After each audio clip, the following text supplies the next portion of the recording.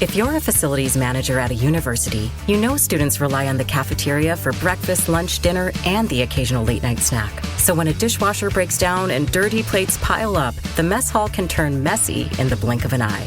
Enter Grainger. With over 1 million industrial-grade products and fast delivery, the product you need now is never far away. So you can turn that dishwasher back into a lean, clean washing machine. Call, click Grainger.com, or just stop by.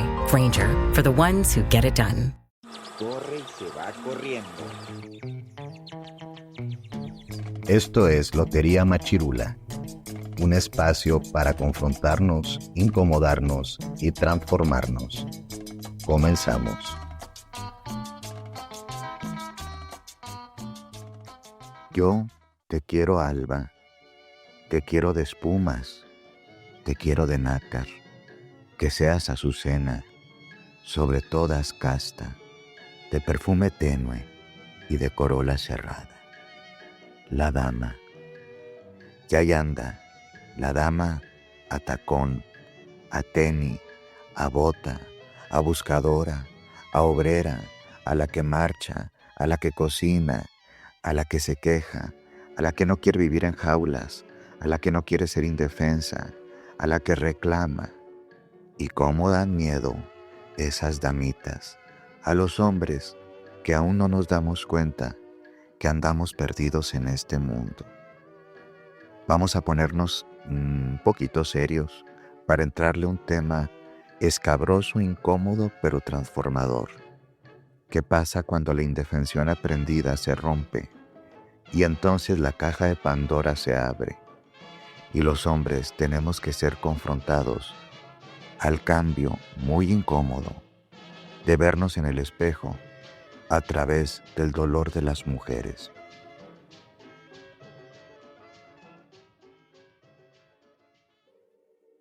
Cuando era chico me encantaban los circos y lo que más me gustaban eran los animales, especialmente los animales salvajes o grandes. También a mí, como a los otros chicos, me llamaba la atención específicamente el elefante. Durante la función, el enorme elefante hacía ostentación de su peso, de su tamaño, de su fuerza, pero después de la actuación, saliendo del circo, lo veía atado a una cadenita que estaba conectada a una pequeña clavadura en el suelo. Y yo me preguntaba, ¿cómo es posible que siendo tan fuerte el elefante se sienta atado a algo tan minúsculo? Con el paso del tiempo, eso me quedó claro. Algo así dice Jorge Bucay en El elefante encadenado. Y es evidente que esto que le pasa a los elefantes también nos puede pasar a nosotros, a los humanos. Esto en muchos sentidos está conectado al síndrome de indefensión aprendida, un término que tiene ya algunas décadas, unas cuantas diría yo. Salió por ahí de 1960 y tantos, ¿sí? A través de unos estudios que se realizaron en la Universidad de Pensilvania. En estos estudios, Seligman hizo una serie de experimentos bastante crueles, diría yo, con animalitos, con perros, los cuales eran sometidos a descargas eléctricas y uno de ellos tenía la posibilidad de interrumpir el flujo eléctrico.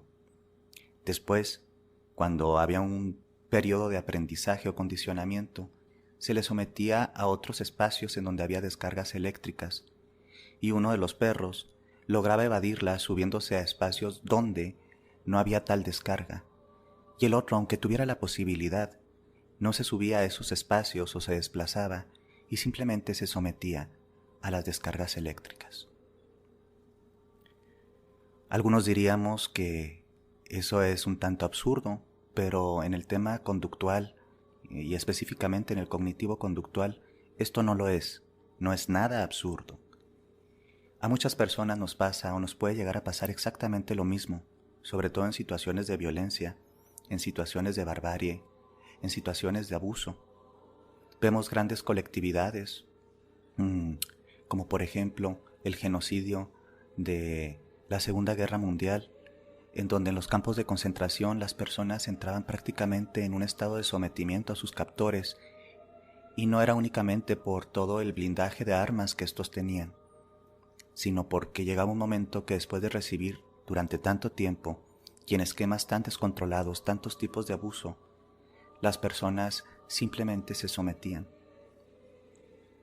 ¿Por qué me pega?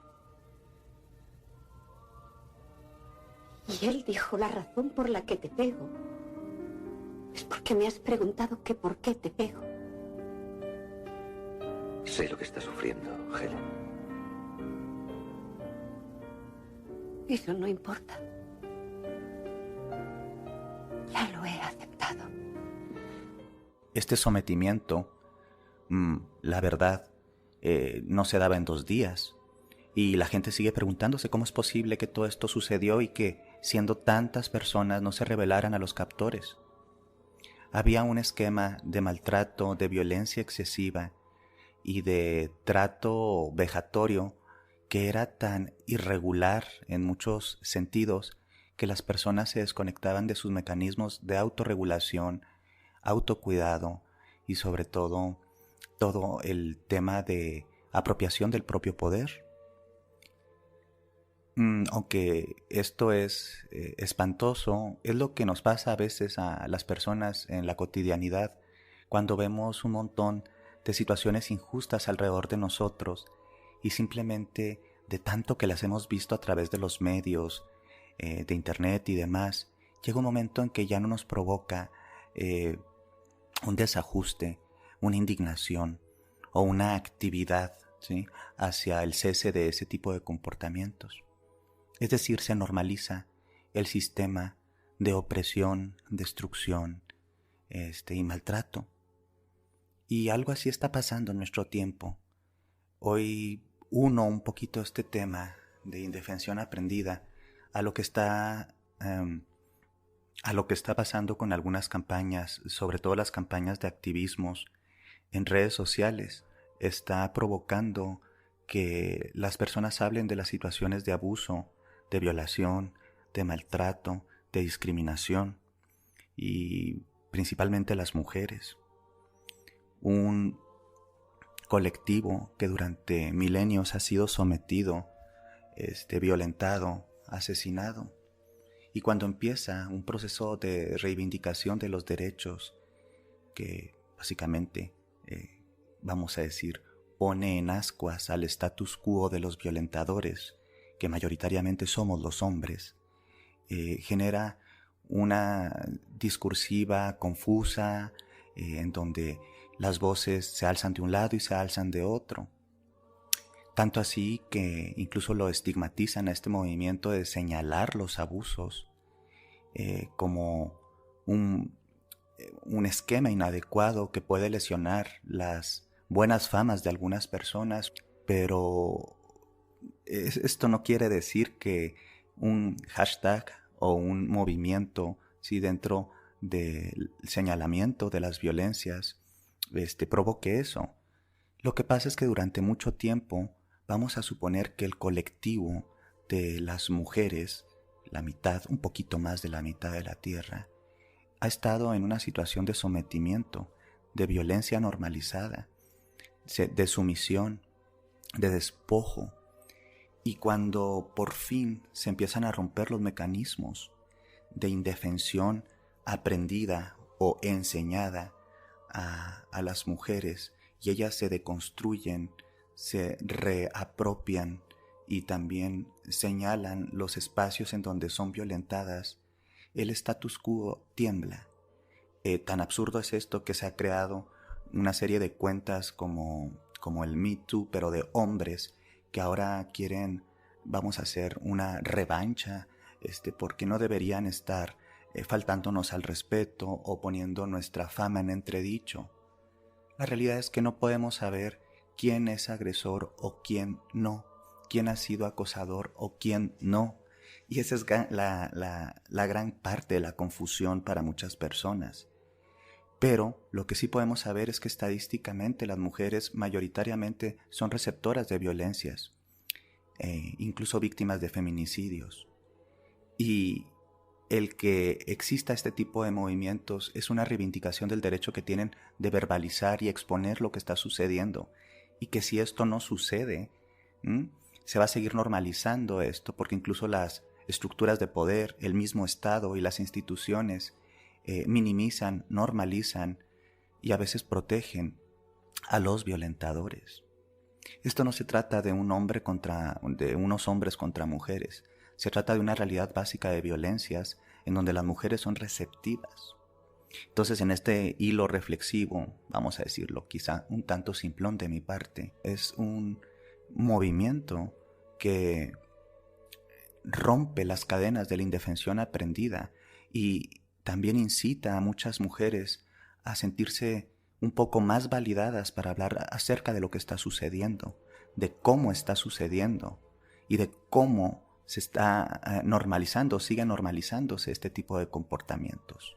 Me brinca mucho observar la reactividad egoica o del ego, ¿sí?, entre comillas, del macho, que no soporta ser señalado o que seamos señalados en nuestros comportamientos inadecuados y creemos que el revanchismo es la postura, ¿sí?, que nos va a llevar a la solución.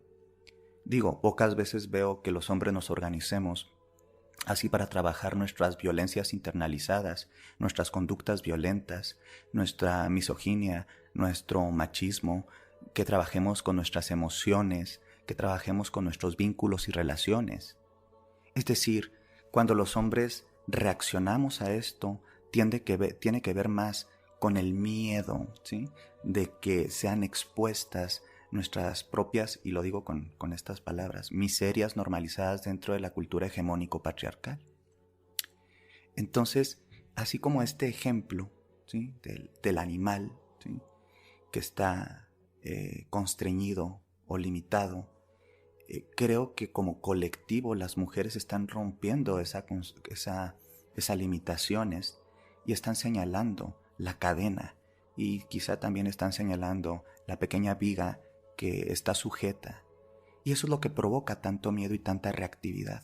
A veces se puede llegar a martirizar no únicamente a un sujeto, sino todo un símbolo de lo masculino que representa y abstrae la necesidad de decir, ellas son las que están mal, ellas son las que están locas, ellas son inadecuadas, ellas destruyen hogares. Y miren nada más, esto lo tenemos diciendo en la cultura hegemónica y judeocristiana desde el principio simbólico religioso de la Eva en el Edén y de la expulsión de Adán y Eva a través de las decisiones de una mujer, en este caso Eva. Es decir, está tan medular y tan introyectado el tema de culpabilizar a las víctimas, que es más fácil como varones, como hombres identificados con la masculinidad hegemónica, buscar revanchismos, buscar culpables en las víctimas e incluso enaltecer a mártires por haber recibido algún tipo de maltrato virtual o en este caso por redes sociales. ¿Qué tan dañados estamos como sociedad para que hagamos este tipo de situaciones y las normalicemos?